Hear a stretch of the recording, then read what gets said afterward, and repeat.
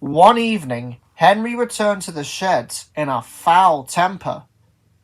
"What a nerve that Diesel has!" The other engines were perplexed. "What Diesel?" asked Duck. "That stupid old bowler," hissed Henry. "I met it at the end of the line."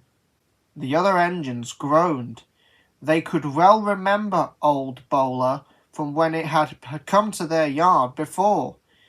The impression it made was far from flattering, and feelings remained bitter.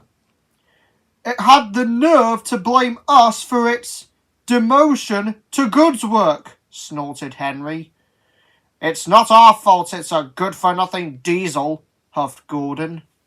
The engines were all furious at the news, and they quickly began to talk about the troublesome diesels of the other railway. Duck felt sorry for poor Boko. "They don't mean you, of course," he comforted. "Don't worry, I understand," smiled Boko. "I know what the diesels over there are like. I'd do the same in your position.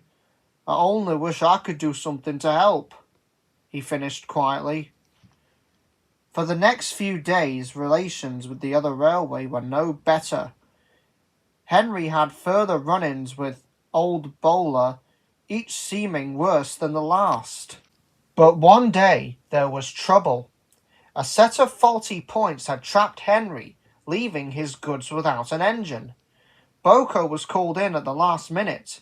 He was glad to help, though Henry remained dour. "Mind how you go," murmured Henry. "You'll probably get an earful for being acquaintances with such out-of-date claptrap as us proper engines," he sulked. "Ho ho, don't worry," called Boko as he started away. "I won't take any bother." The journey to the end of the line went without fault, and Boko rumbled over the bridge onto the mainland early. But when he arrived at the station, he found a commotion. Old Bowler stood sulking at the head of the return train, smoke billowing from its engine. The station master was furious. "Thank goodness you're here," she said to Boko. "Please, before you take your goods back, get this sorry excuse of an engine out of my sight. It's overheated." Boko glanced over at the sulking diesel. Then an idea struck him. He whispered it quietly to the station master, who shrugged in agreement. Boko quickly rolled away and was coupled to the failed engine. But to the diesel's surprise, Boko moved both it and the train into a siding. "I just need to refuel, then we can get going," explained Boko. "What are you doing?" hissed the diesel. "You're supposed to take me off. I'm not going to that backwater island." "I'm doing exactly what I was asked," replied Boko plainly. "I'm taking my train and getting you out of sight. There's no reason why you can't be brought back tomorrow. Besides, I'm sure my friends will be glad to welcome you back after so long," he added dryly.